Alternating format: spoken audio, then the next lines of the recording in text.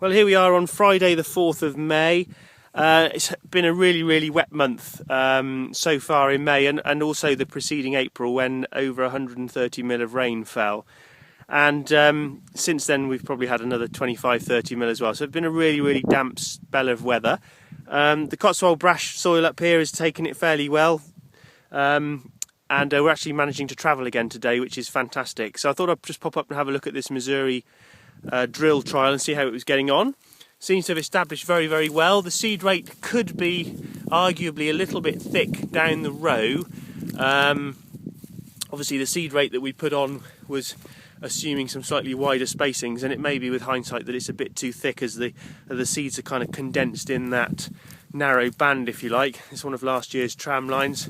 But other than that, the crop's established nicely. I did feel that we were having a bit of slug problems earlier on, not major ones, just a bit of grazing, and without the ability to consolidate behind this drill, that could have been a problem, but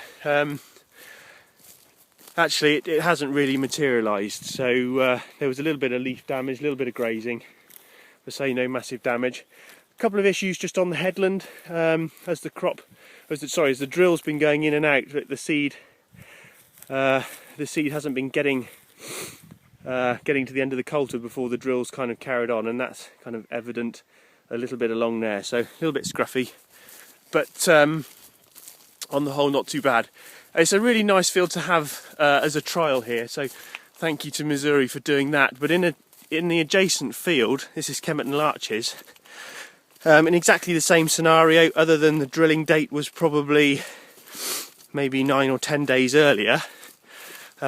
We have a field out here. This is Kemerton Larches. It's a 15 hectare field, and we direct this drilled disc straight into the wheat stubble, following an overwintered stubble option under our high level stewardship agreement with our Simba Horsch Sprinter 6 drill, and it walks very firmly. The establishment, as you can probably see, very even across the board. We drilled at a slight angle to last year's tram lines, and then sort of reinstated them, so we're travelling on the same parts of the field again. So it'll be really interesting to see how this develops through the year, how the crop. There's a bit of a pile of straw and soil there. It was a little bit damp when we were drilling it, believe it or not, at the time, and it just sort of balled up a little bit in places. Skylark plot over there as part of the stewardship scheme, and it stretches right over to those trees over there. So it'll be a real interesting season this year, just to see how this develops. Obviously we direct drilled partly to reduce costs, to reduce the carbon footprint, reduce the fuel, the timeliness, the wear and tear on the machinery and the tractors, but ultimately we were trying to conserve moisture, and for the first 3-4 weeks of the seed's life, that was very important. Obviously we've had a lot of rain since.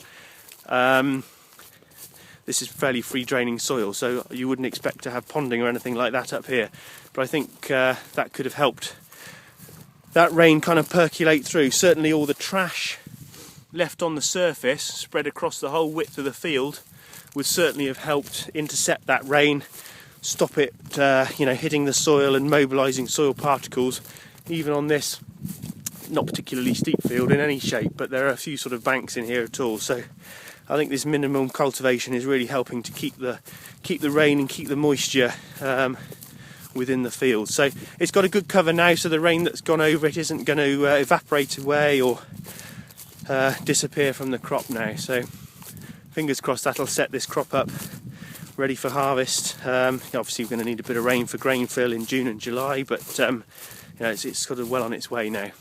Could just do with it warming up a little bit really. It's about 9 degrees up here, talking of frost this weekend, so that'll have a bit of a check effect I think, but we'll wait and see what materialises.